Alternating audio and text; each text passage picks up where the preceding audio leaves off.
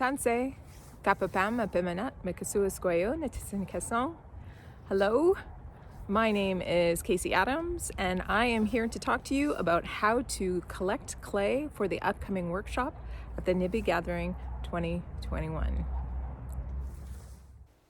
Clay is formed by the waters. The water breaks down rocks, and then it's transported through waterways.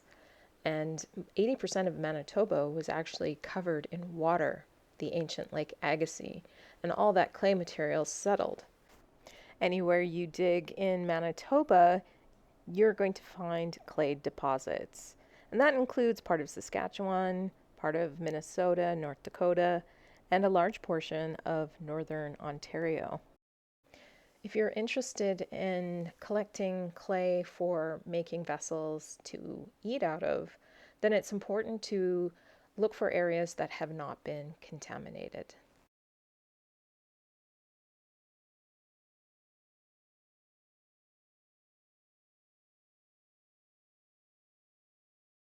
Clay is really just made up of tiny, tiny little particles that are broken down from rocks. And they're so small, these particles, that you need electron microscope to see them. Okay, so imagine if this rock here, which is the size of a softball, imagine this is a grain of sand. This pebble here, imagine that this is the size of silt particles. Now, if you look at this tiny little speck, which is the size of a grain of sand, this would represent a particle of clay. Another thing about clay is that when you get it wet, it absorbs water and it expands. So its properties expand, but when the water disappears, it shrinks back down. So that is why when you go to the river and you see something like this is clay. It creates these cracks. These cracks represent the clay shrinking. So if we go along where the water is, all down there, and if you look at the water as well, clay is suspended in the water, which makes the water dirty looking. And if you look really closely, you can see the clay swirling in the water. When the water starts to go down, the clay is left behind. And all of that material down there, that's clay that has been carried probably hundreds of kilometers away. Another thing to look for with clay is that clay is very sticky. So when you hold it in your hands and it sticks to your hand, then you know it's clay. I'm sure lots of you have gone for a walk and your rubber boots are just caked in mud. Well, that is clay because it sticks to everything because it's really sticky. That's what happens when it gets mixed with water. Along our waterways, you will notice that there are mollusk shells. Pretty much anywhere there's water, you'll find mollusk shells. And what our ancestors did was they used those mollusk shells to put in their clay. So they would break it up and mix it into their clay because they really wanted to stop the shrinkage, the shrinking that happens with clay. They also use the mollusk shells to help shape their vessels, and I'll be showing you how to use them later. Some of the best spots to look for clay is along riverbanks. Here the land is often exposed and the clay is easy to extract. I'm looking for dry clay in this instance, and clay has a tendency to dry in clumps and they're often very hard to pull apart.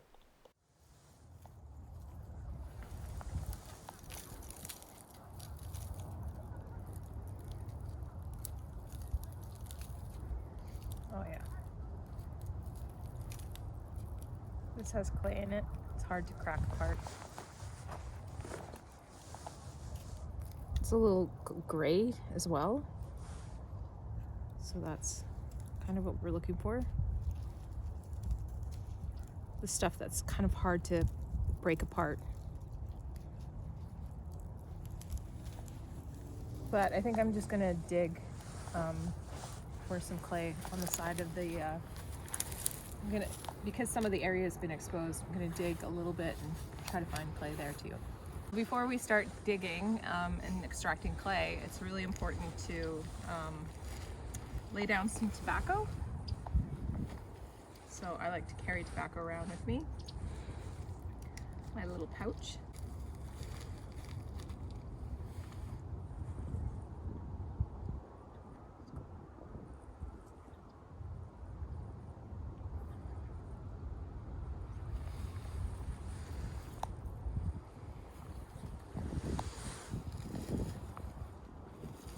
So important to say a prayer and show your reciprocity towards Mother Earth and the land and the waters. Okay, so let's dig some clay up.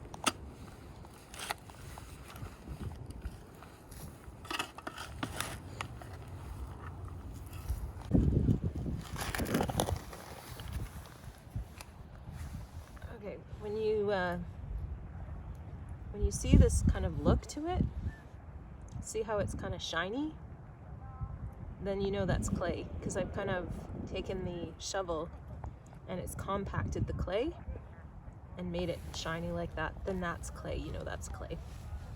And if you look on the edges here, I don't know if you can see it very well, this part's shiny as well, so this upper part is clay. It's all smooth, and that's what you're looking for. And if you try to grab it with your fingers, it's kind of hard. So yeah, see how that's shiny? That's clay right there.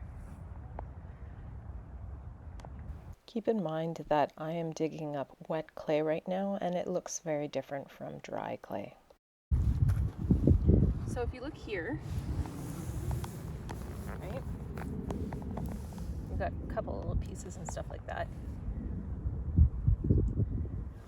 It's got brown, like black organic matter, and this is like, there's a level of rocks at this point in here, but this is the higher stuff that I wanted. So if I take this here is clay, because it doesn't crumble as easily. And just kind of shake off this material, this loose material. You can kind of feel it's a little stiffer than the loose stuff. Okay, so I'm gonna put it in water, get a little wet.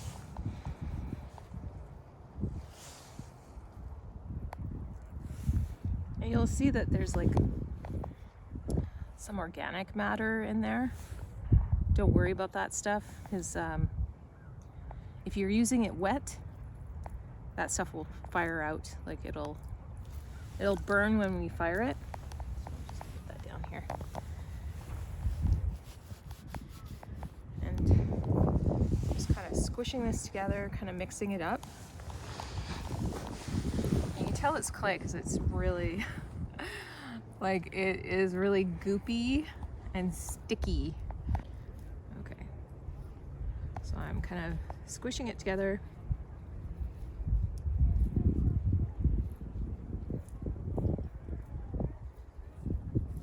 That's pretty good consistency, and that's a nice color of clay. That's what I'm looking for here. It's a nice gray color, not too dark, not too light.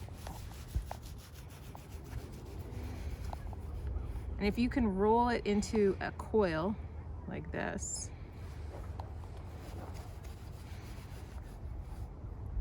and it holds its shape,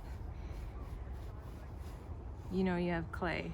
And it's kind of smooth. You can see what happens when I take my finger, my hand, and just rub that, and it creates this like smooth surface. That's what you're looking for. And the more elastic the clay is, you could bend it, but this stuff is not very elastic. I'll be able to make a vessel out of this stuff. And you see how it's sticking to my hands? All of that is little tiny clay particles sticking to my hand. In the meantime, let's just keep looking for clay. I am along the Seine River, and this is an excellent spot to find clay. So all that down there, right there, that's all clay. And if we look over here where it's starting to dry out, you can see the patterns of cracking, which indicates that it's starting to shrink. What you will need for this workshop is clay, number one, and clay can come in different forms. So this is clay that I found here in Winnipeg. This is clay that was found near Brandon, Manitoba. And this is clay that was found close to Saugeen. So clay can take different colors. Don't be alarmed, that's fine. Especially when it's dry, it takes on a different color. When you add water to it, it's going to look darker. When it dries, it's going to look lighter.